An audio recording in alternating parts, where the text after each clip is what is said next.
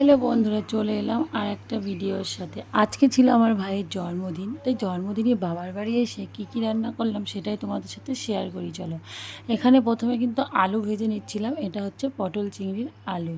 এখানে কিন্তু সব কাটাকাটি করছিল।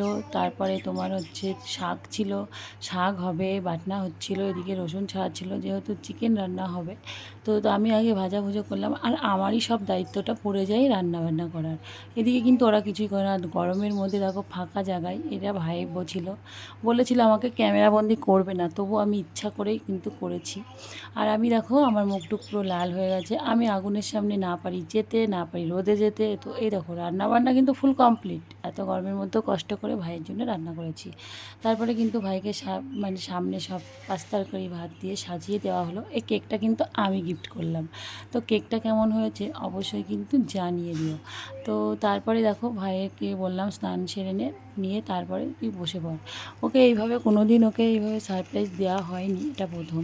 এই যে আমার মা দিচ্ছে, তো এটা সারপ্রাইজটা প্রথম দেওয়া হলো। ও খুব খুশি, ভীষণ খুশি। যেহেতু আমার বাবা নেই, তো এটা দুঃখের বিষয়। তো তার মধ্যে থেকে যেটুকু পেরেছি সেটুকুই আমার মা করেছে, আমরা সহযোগিতা করেছি, তারপরেই হয়েছে। তো যাই হোক, তোমরা কিন্তু সবাই ভিডিওটা পুরো দেখো। এটা আমার মাসির মেয়ে ছিল, তো ও আবার একটু আশীর্বাদ করলো। তো সবাই তোমরা একটু আশীর্বাদ করো, ও মানে ভালো থাকে, সুস্থ থাকে, ভালোভাবে যে চলতে ফিরতে পারে। তো যাই হোক, তারপর বলছে প্রণাম করতে।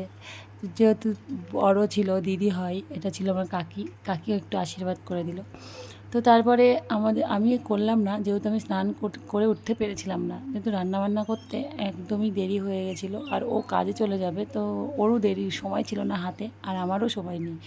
তো এইভাবেই কিন্তু এই দিনটা গেল। এই যে আমার মেয়ে, আমার বোনের মেয়ে বসে আছে, হ্যাপি বার্থডে হ্যাপি বার্থডে করেই যাচ্ছে।